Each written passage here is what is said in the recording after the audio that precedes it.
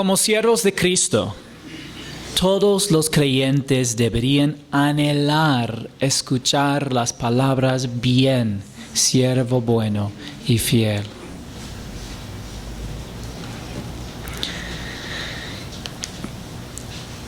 Por favor, abren sus Biblias conmigo en Mateo capítulo 25. Mateo 25.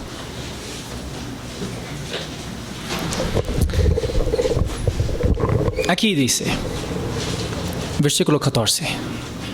Porque el reino de los cielos es como un hombre que al emprender un viaje, llamó a sus siervos y les encomendó sus bienes. Y a uno le dio 5 talentos, 108 kilos de plata. Y a otro 2, y a otro 1. A cada uno conforme a su capacidad, y se fue de viaje. En la parábola, un hombre deja grandes sumas de dinero a 3 siervos, cada uno según la capacidad que percibe en ellos. Porque tal vez nos puede causar confusión la palabra talentos. Porque dice aquí 5 talentos. Estamos hablando de dinero, no de habilidades. Thomas Constable explica. Posteriormente, el talento se convirtió en una moneda con un valor aproximado de 6,000 denarios. Por lo tanto, el poder adquisitivo de una moneda de talento equivalía a unos 16 años y medio de salario para un obrero o un soldado de infantería. Cualquier cálculo indicaba que el valor de los talentos confiados a los esclavos en esta parábola era inmenso. 5 talentos podían representar considerablemente más que las ganancias de toda una vida.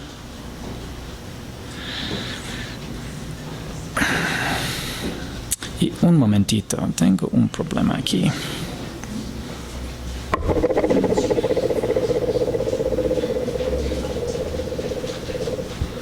Un momentito, hermanos. Ya. Ahora, una aplicación y principio. Todo lo que nosotros tenemos en este mundo nos ha sido confiado temporalmente por el Señor. Tiempo, conocimiento, energía, recursos. Al considerar todo lo que el Señor nos ha dado muchas cosas y un gran valor. En la parábola de las minas que vimos antes, que también habla de dinero, no de la minería, Thomas Constable dijo así: probablemente representan el potencial de vida que cada siervo de Jesús ha recibido para invertir en su gloria. La idea en la parábola de los talentos es similar. Dios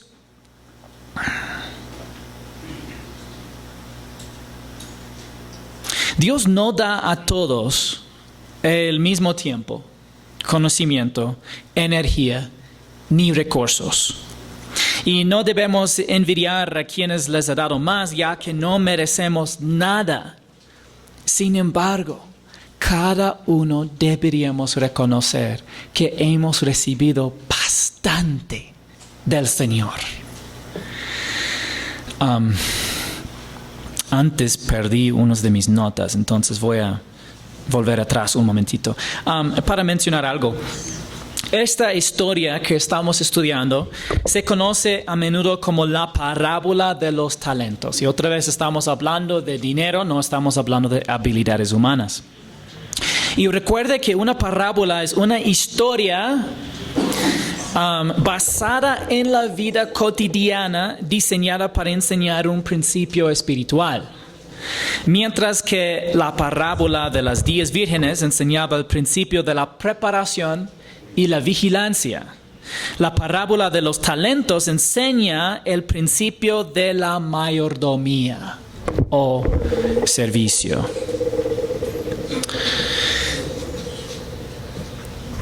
Vemos en 1 Corintios 4:7, porque ¿quién te distingue? ¿Qué tienes que no recibiste? Y si lo recibiste, ¿por qué te jactas como si no lo hubieras recibido? Es bastante importante para los creyentes en Cristo, porque en el mundo el concepto es lo contrario. Los del mundo creen que ellos han alcanzado todo lo que tienen. Pero desde la perspectiva de Dios, no es así. Y es la verdad, hermanos. Deberíamos trabajar duro, deberíamos estar dispuestos de dar fuerza, de ocupar nuestra inteligencia, etc. Pero tienes que todavía entender quién te dio la inteligencia. Tienes que todavía pensar quién te dio las fuerzas. ¿Quién te dio las oportunidades para ocupar las fuerzas? Literalmente todo lo que tenemos realmente, de alguna manera, de Dios y sin merecerlo, en el sentido de que podríamos haber sido eternamente sin haber existido. Es una frase que mi primer pastor antes sabía mencionar. Nosotros podríamos haber sido eternamente sin haber existido. Es decir, que Dios no te debía nada, en el sentido incluso de darte vida, de existir, de vivir en este mundo. Ya demuestra que has recibido algo enorme de Dios. Y además da a los creyentes y a los incrédulos. Dice en Mateo 5, 44 y 45, pero yo les digo, amen a sus enemigos y oren por los que los persiguen, para que ustedes sean hijos de su Padre que está en los cielos, porque Él hace salir su sol sobre malos y buenos, y llover sobre justos e injustos. Dios da tiempo, conocimiento, energía y recursos, incluso a los incrédulos. Los incrédulos son, sin embargo, incapaces de utilizar para propósitos eternos el tiempo, el conocimiento, la energía y los recursos que el Señor les ha dado. Es importante porque hay una diferencia simplemente en la bondad de Dios en general hacia todo el mundo y la habilidad de las personas en el mundo de glorificarlo con las cosas que les había dado Dios. Thomas Constable, saltamos con Thomas Constable. Seguimos en versículo 16. El que había recibido los 5 talentos, enseguida fue y negoció con ellos y ganó otros 5 talentos. Asimismo, el que había recibido los 2 talentos, ganó otros 2. Estos fueron muy buenos inversores, de verdad, porque cada uno obtuvo un retorno de inversión del 100%. Es mucho, es bastante. Pero el que había recibido 1 fue y cavó en la tierra y escondió el dinero de su señor. Y eso es realmente extraño. En otras palabras, no hizo nada con el dinero que su amo o su señor le había confiado. Y es como el incrédulo que escucha el evangelio pero no lo cree. Es como la persona criada en la iglesia pero que nunca confía en Cristo. En el contexto del discurso del Monte de los Olivos, este último siervo representa a un incrédulo que vive durante la tribulación. Y veremos más evidencia para esa conclusión y interpretación. Pero el comentario del conocimiento bíblico sugiere algunas posibilidades de qué estaba pensando aquel siervo. El tercer siervo, tras recibir un talento, pensó que su amo podría no regresar.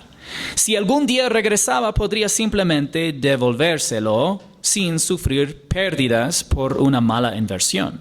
Pero si no regresaba, quería conservarlo. No quería depositarlo en un banco donde constara que pertenecía a su amo. Y bueno, por supuesto, es imposible saber con exactitud qué pensaba el tercer siervo, ya que las parábolas no son relatos de hechos reales. Son relatos basados en la vida cotidiana, es decir, que no están basadas en mitología o algo que no tiene razón en la vida real. Pero no son hechos reales tampoco, ¿ya? Entonces podemos discutir qué estaba pensando, qué no estaba pensando aquel siervo, pero más después vamos a ver su actitud hacia el Señor. Y podemos describir su actitud con una palabra, y es desconfianza. Basta con decir que el tercer siervo no confiaba en su Señor. Después de mucho tiempo vino el Señor de aquellos siervos y arregló cuentas con ellos. Y cuando Jesús regrese a la tierra, ajustará cuentas con las personas que pasaron por la tribulación.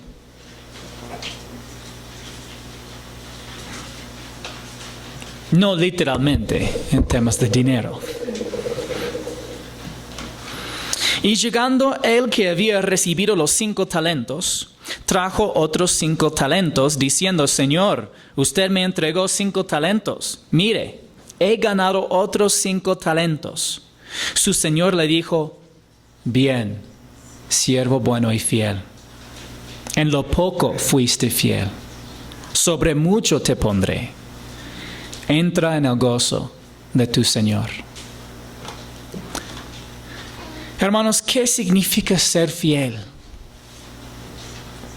Un léxico griego define la palabra como relativo a ser confiable.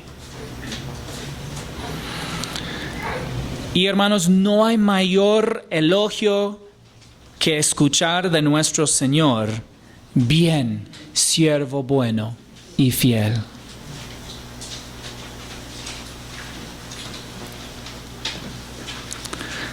Algunos creyentes nunca pasan de centrarse en su identidad en Cristo como hijos de Dios. Están tan contentos con su herencia como hijos que no les importan los elogios del Señor ni las recompensas de Él. Deberíamos estar tan agradecidos al Señor por nuestra herencia como hijos de Dios que anhelamos agradarle. Complacerle está directamente relacionado con los elogios y las recompensas, y por lo tanto estas ideas están conectadas. Si amas al Señor más que a nadie ni a nada, entonces escuchar su elogio significará más para ti que escuchar elogio de cualquier persona en el mundo o del mundo entero. Fue Charles Spurgeon quien preguntó: ¿esperas ser honrado en el mundo que crucificó a tu Señor? Y creo que filosóficamente como creyentes diríamos que no. Pero en práctica, emocionalmente, la respuesta lastimosamente muchas veces es que sí. Esperamos que este mundo nos va a premiar por honrarle al Salvador que lo crucificaron. Somos muy ilógicos. Pero la realidad es porque estamos intentando hacer que la cristianidad cabe en nuestras vidas. En vez de simplemente permitir que los valores y la perspectiva de la palabra de Dios transforme nuestra perspectiva para que como Él vea las cosas es como las vemos nosotros. Me recuerda la letra de la canción La causa de Cristo. Dice, no quiero fama ni honor, ni el aplauso escuchar. Mi oración siempre será vivir solo por tu causa, oh Dios. La fidelidad, hermanos, es algo relacional. Todas las relaciones la requieren. Las relaciones requieren demostrar que uno es digno de confianza haciendo lo correcto una y otra vez. Y la fidelidad implica ser honesto. Una cosa acerca de la administración y ser siervos de las cosas que Dios nos encarga. Dice en 1 Corintios 4:2, ahora bien, lo que se requiere además de los administradores, los mayordomos de las cosas que Dios nos había encargado, es que cada uno sea hallado fiel, constante, digno de confianza, confiable. Hay muchos objetivos en la vida espiritual, pero uno de los más importantes es la fidelidad.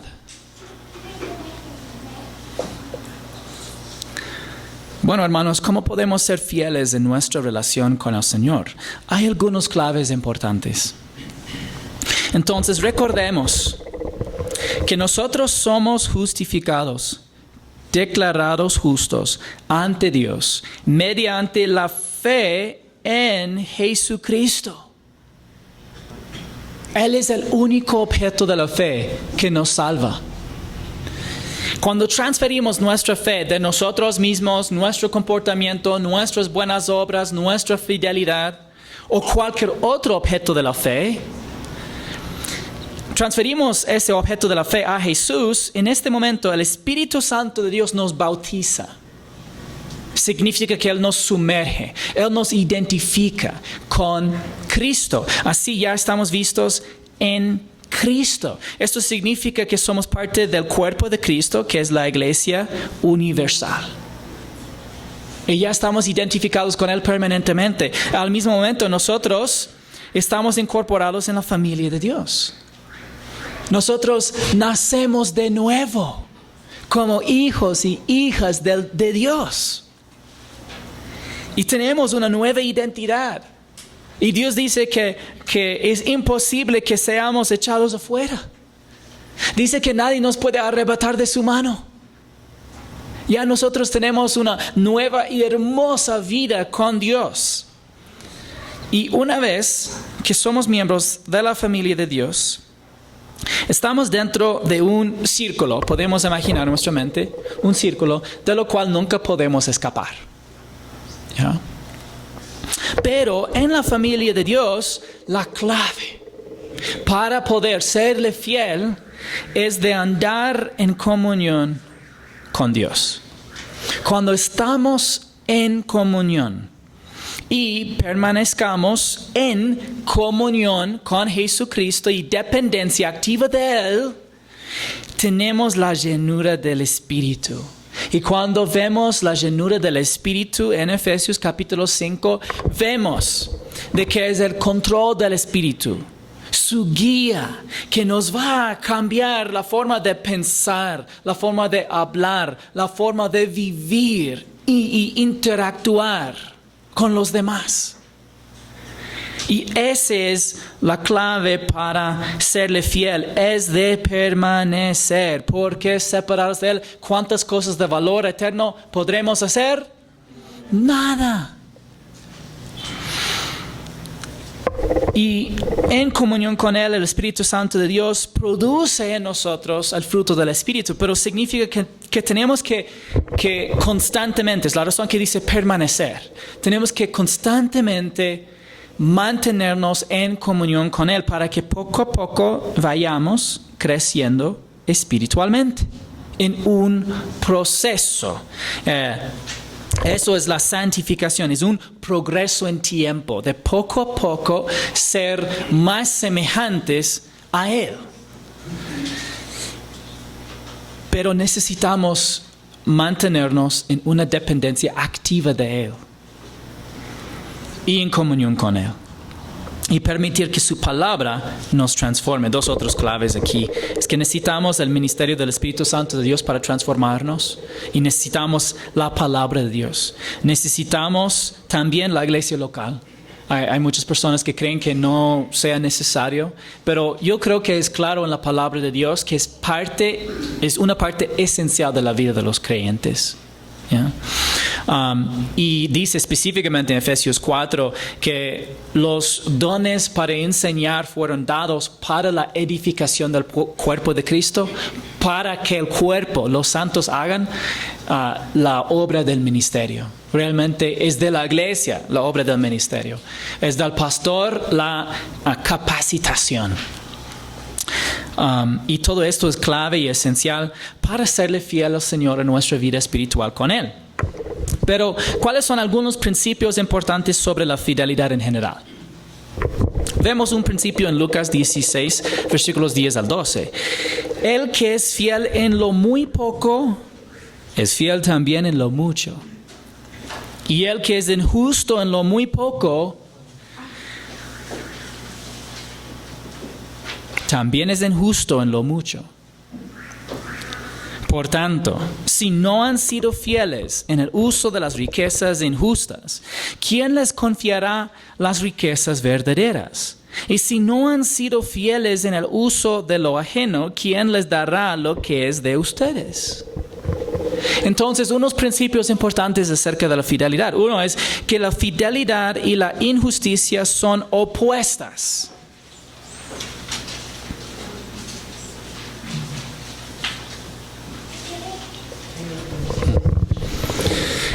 Y no puse en mis notas, justo en este momento me recuerdo algo que enseñaba un maestro acerca de los matrimonios. Se llama Jonathan Holmes. Y él dijo algo muy interesante.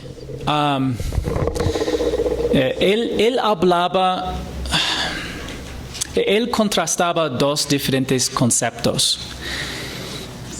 Y uno tenía que ver con la capacidad o la confiabilidad para hacer ciertas cosas. Y decía que esto puede existir en un rango, ¿ya? Tal vez puedes confiar que una persona va a hacer aquella cosa, pero tal vez no le pueda confiar algún otro trabajo o cosa. Entonces, es algo que tiene diferentes como niveles o un rango. Pero él explicó y dijo, pero la honestidad debería ser algo absoluto. Es decir, que si estás deshonesto en lo poco, estás deshonesto en mucho. Y muchas personas no piensan así. Y me gusta que él lo explicó, porque dijo prácticamente para tener una confianza moral en matrimonio, no una confianza de toda función. Tal vez tú no puedes confiar, no sé, que tu esposo va a sacar la basura, ¿ya? Pero sí puedes confiar que él va al trabajo, ¿ya? Pero son como diferentes rangos o diferentes categorías de cosas en que confiar que haga.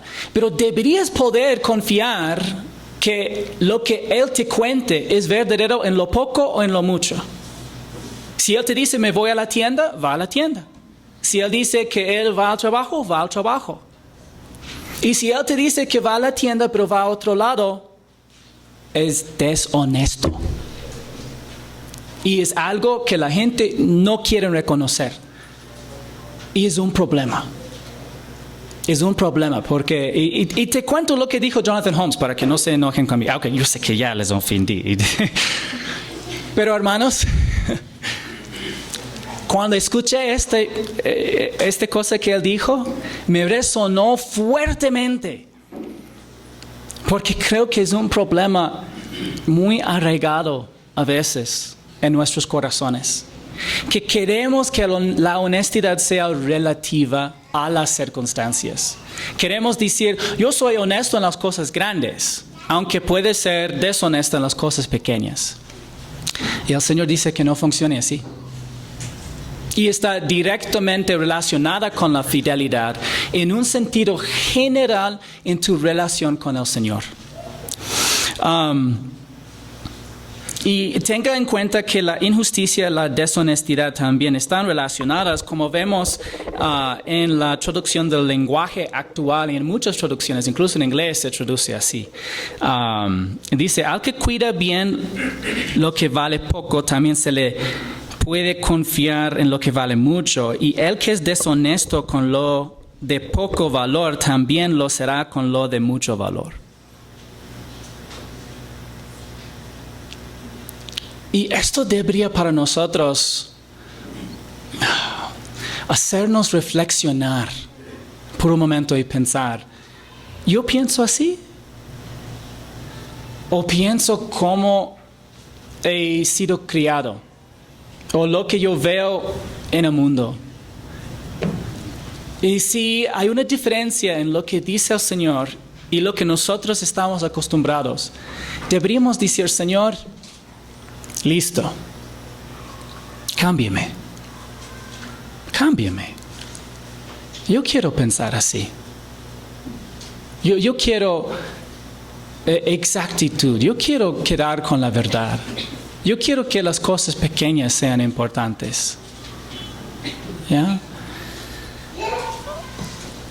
Dios quiere que seamos fieles en la administración del dinero y las posesiones materiales. Otro principio que vemos acerca de la fidelidad.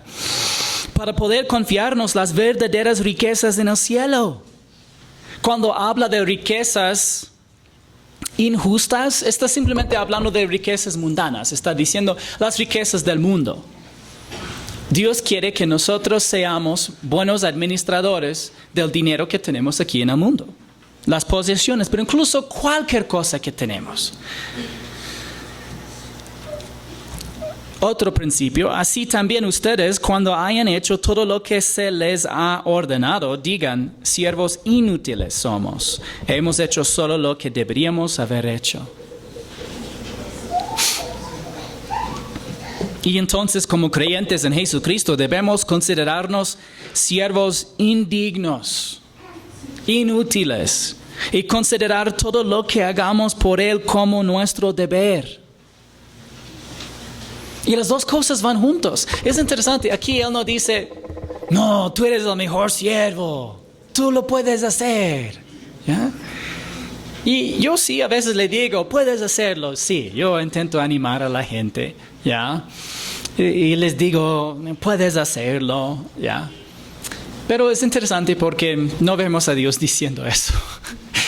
Vemos a Él diciendo, de verdad somos siervos inútiles, y si es que hay algo que hagamos bien, es por el poder de su Espíritu realmente.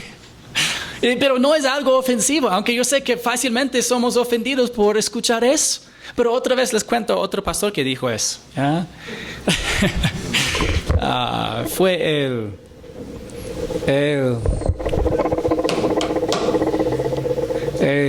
Es un hombre escocés, ¿ya? Y él tiene un acento, para los norteamericanos es chéverísimo cuando escuchamos su acento.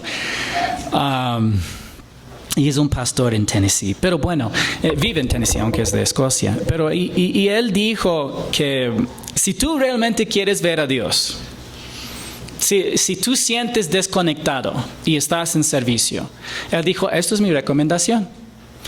Antes de entrar en la iglesia para hacer este trabajo, ¿ya? Él dijo, vayas afuera, busques un lugar donde hay césped, póstrete ahí, en el césped, ¿ya? Extiende las manos y diga a Dios, soy un siervo inútil. Por favor, demuéstrame tu poder. Y les digo, hermanos, que yo no he postrado en césped, pero sí he arrodillado allá en otro cuarto, pidiendo lo mismo. Porque me ayuda a ajustar mi pensamiento, para no pensar que sea capaz de serle un buen siervo por mi propio poder. Fue C.T. Studd que dijo, si Jesucristo es Dios, y murió por mí. Entonces ningún sacrificio puede ser demasiado grande que haga por él. Otro principio dice, se presentó el primero diciendo, Señor, su moneda se ha multiplicado 10 veces. Y él le dijo, bien hecho, buen siervo. Puesto que has sido fiel en lo muy poco, ten autoridad sobre 10 ciudades. Esto es la parábola de las minas, ¿ya? Que fue traducida en español como las monedas para no confundirnos con las minas de los mineros. Pero los siervos fieles recibirán recompensas relacionadas con su servicio, pero mayores sin medida. Ese siervo produjo 10 monedas y fue bastante. Pero 10 monedas no comparan nada con 10 ciudades. Entonces vemos a la recompensa relacionada con la producción, pero mayor sin medida, sin comparación. Volviendo a nuestro texto, bien, siervo bueno y fiel. En lo poco fuiste fiel, sobre lo mucho te pondré. Entra en el gozo de tu Señor. El resultado de una administración fiel es autoridad y mayores oportunidades de servir en la eternidad.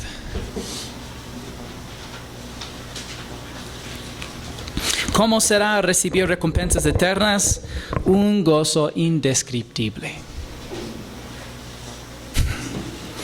Llegando también él de los 2 talentos, dijo, Señor, usted me entregó 2 talentos, mire, he ganado otros 2 talentos.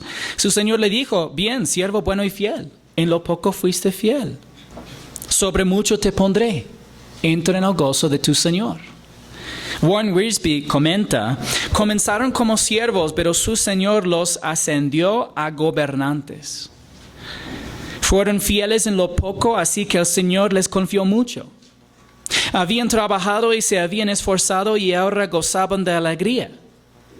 Su fidelidad les dio a cada uno la capacidad de un mayor servicio y responsabilidad.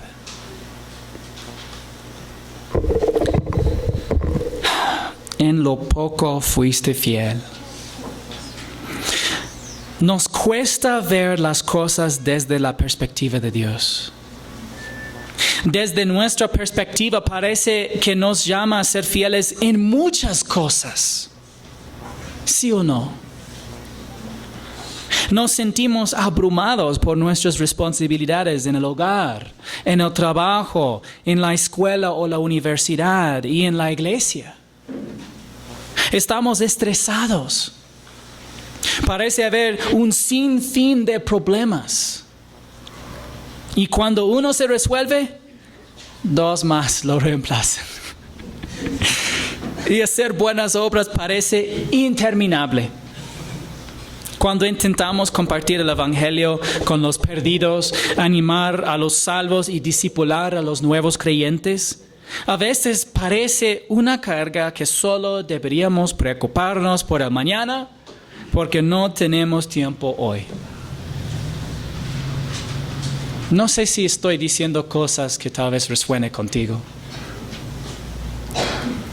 En realidad, todos los vastos recursos que el Señor nos ha confiado, tiempo, energía, talentos, intelecto, conocimiento, dinero, son solo unas pocas cosas en comparación con la infinitud de Dios y la eternidad en que viviremos con Él. De igual manera, las pruebas que enfrentamos son una gota en el océano en comparación con la eternidad. Romanos 8:18 dice, pues considero que los sufrimientos de este tiempo presente no son dignos de ser comparados con la gloria que nos ha de ser revelada. Pues esta aflicción leve y pasajera nos produce un eterno peso de gloria que sobrepasa toda comparación. Hermanos, si leemos 2 Corintios capítulo 11, no pensaríamos por ni un momento que el sufrimiento de el apóstol Pablo se describiría como aflicción leve, pasajera. Casi murió ¿cuántas veces? Fue azotado, golpeado, maltratado, pasó por peligros, naufragado. Y su explicación, aflicción leve y pasajera. Ojalá que nosotros tuviéramos la perspectiva del apóstol Pablo. Pero hermanos, cuando lleguemos al cielo, consideraremos la suma de nuestro sufrimiento en esta vida como leve y pasajera. Y si somos fieles, nos consideraremos solo fieles en lo poco. Pero llegando también el que había recibido un talento, dijo: Señor, yo sabía que usted es un hombre duro, que ciega donde no sembró y recoge donde no ha esparcido. Y tuve miedo y fui y escondí su talento en la tierra. Mire, aquí tiene lo que es suyo. ¿Qué revelan las palabras de este siervo sobre su corazón? Bueno, yo creo que podemos poner en el contexto de la tribulación. Al final de la tribulación, habrá personas que seguirán guardando rencor hacia Jesucristo, incluso después de la guerra de Armagedón y la destrucción de los ejércitos del anticristo. Acusarán a Jesús de ser un dictador malvado. Y yo sé que eso es difícil para nosotros imaginar. ¿Cómo puede una persona cara a cara con Jesucristo todavía verlo como malo? Pero es lo que leemos en los 4 evangelios. Al igual que el siervo malo de la parábola de los siervos malos y sabios, este siervo aquí en la parábola de los talentos es un incrédulo. El siervo que desconfiaba de su amo era un incrédulo.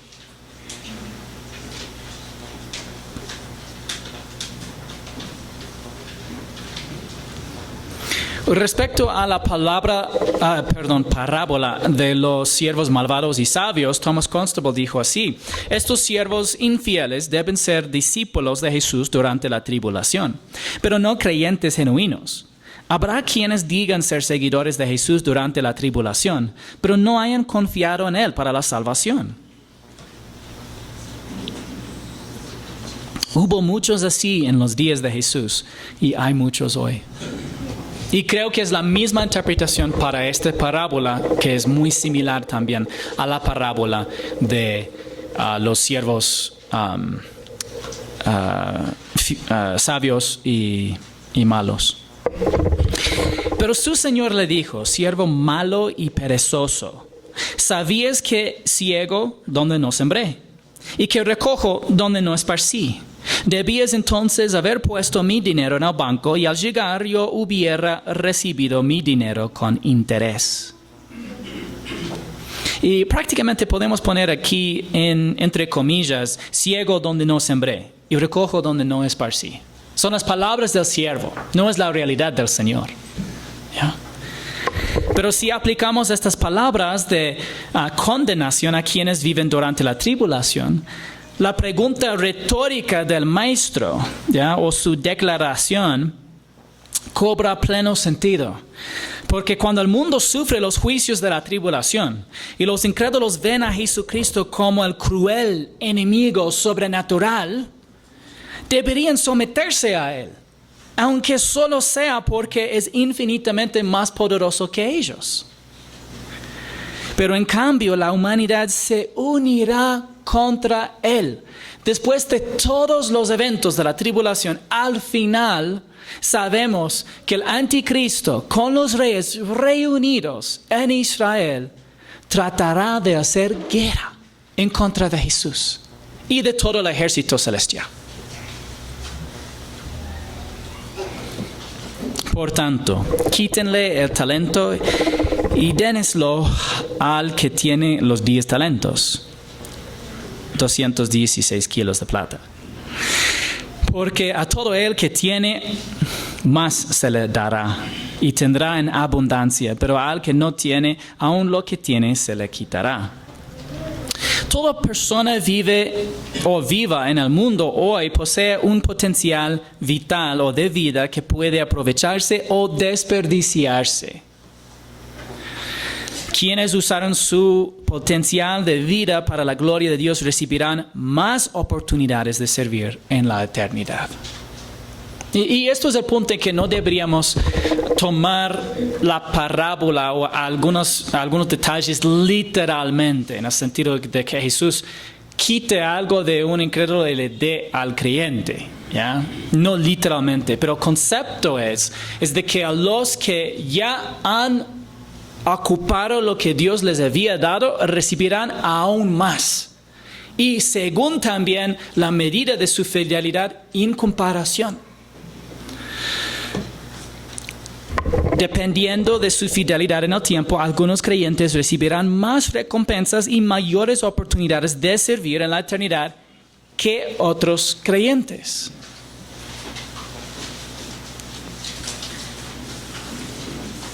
No van a recibir todos las mismas recompensas. Respecto a la parábola de los siervos malvados, bueno, ya vimos esto un momentito. Y en conclusión, y al siervo inútil, échenlo en las tinieblas de afuera. Ahí será el llanto y el crujir de dientes. ¿Dónde está el llanto y el crujir de dientes? Sí, el infierno, ¿ya? En la interpretación que el Señor dio a la parábola del trigo y la cizaña, dijo lo siguiente. Quiero recordarles, esta es la interpretación, no la parábola misma. Ya no hay diferencia de una parábola y su interpretación. Aquí Jesús mismo está dando la interpretación. Entonces dice, por tanto, así como la cizaña se recoge y se quema en el fuego, de la misma manera, entonces, cizaña, esta es la parte de la parábola que ahora él está explicando.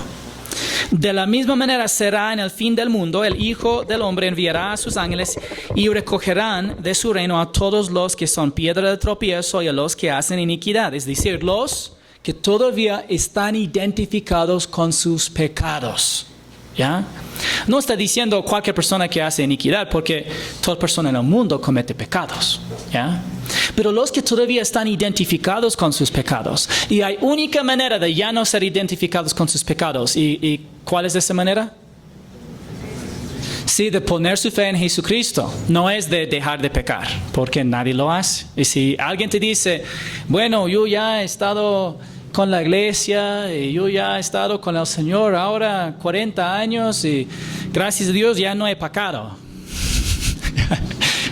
¿Tú crees eso? ¿Ya? Y no es para decir que vaya y peque, tampoco, ¿ya? Pero no seamos engañados. Nadie aquí en este cuarto, nadie aquí en esta provincia, en este país o en este mundo puede decir de que ya no ha pecado por los últimos días. Entonces, estas personas todavía son identificadas con su pecado porque no han creído en Jesús. Es la única manera de no ser identificados con su pecado ante el juez justo. Y los echarán en el horno de fuego. Ahí será el llanto y el crujir de dientes. Entonces, horno de fuego ya no es una metáfora, sino una descripción. No es una parábola, es una descripción del lugar a donde van los incrédulos. Y ahí será el llanto y el crujir de dientes. Él ya está diciendo cómo está el ambiente o qué realmente pasará en este lugar. Entonces los justos resplandecerán como el sol en el reino de su Padre. El que tiene oídos, que oiga. En la parábola de los talentos, Jesús describe el lugar como las tinieblas de afuera porque está separado de la luz de la presencia de Dios.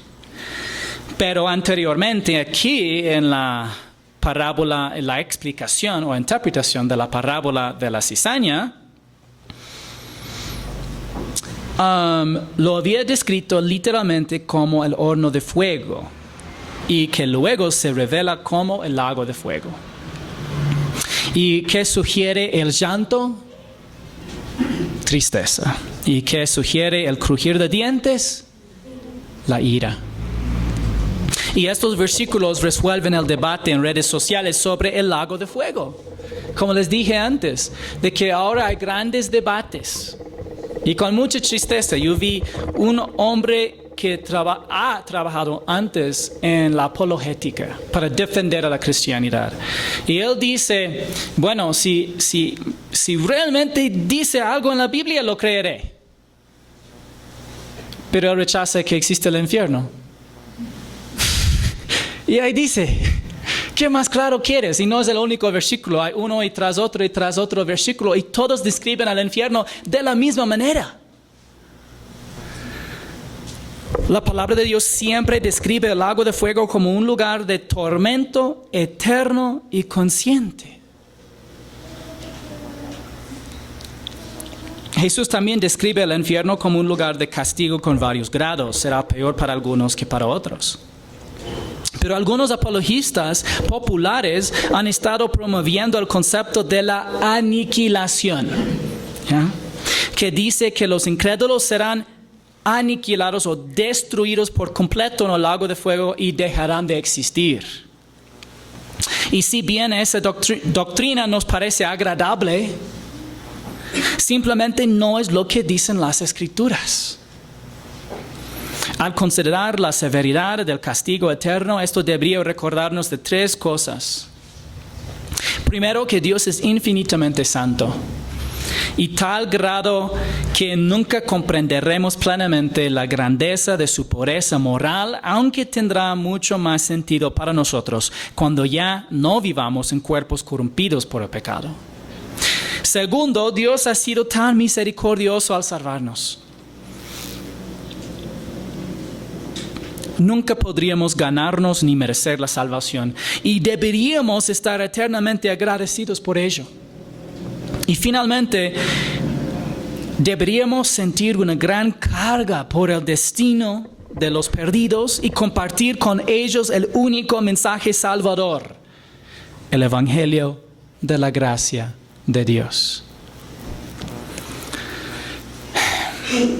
Y no tengo tiempo para repasar el Evangelio en detalle, pero quiero por lo menos recordarles que el contexto del Evangelio nos dice quién es Dios, que Dios es sin pecado, Él es santo, Él es sin pecado, Él es perfecto, Él es justo. Para darnos un entendimiento de su santidad nos dio la ley. En la ley vemos la parte más famosa, los 10 mandamientos. Si tomamos una prueba, sabemos que nosotros todos somos desesperadamente pecaminosos.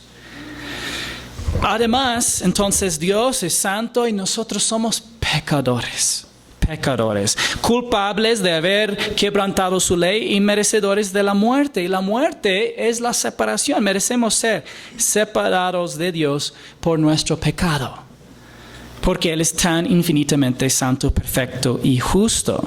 ¿Ya? Pero todo este contexto nos indica que no podemos salvarnos por ir a la iglesia, por hacer buenas obras, por diezmar o por ser bautizados. Y la razón es porque la paga del pecado es la muerte, no son las buenas obras o todos esos rituales que nosotros creemos que podemos hacer para ganar la salvación. No es así.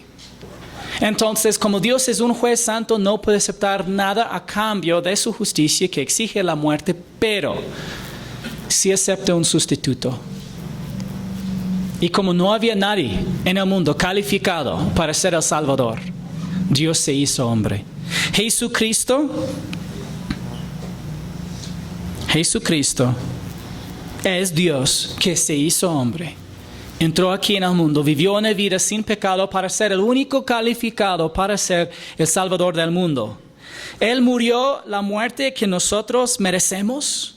Él murió por nuestros pecados pasados, presentes y futuros. Él clamó, consumado es, porque fue terminado en la cruz.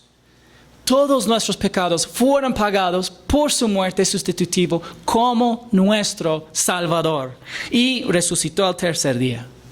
Para que por la simple fe en Jesucristo solamente podemos recibir la vida eterna como un regalo gratuito de su gracia.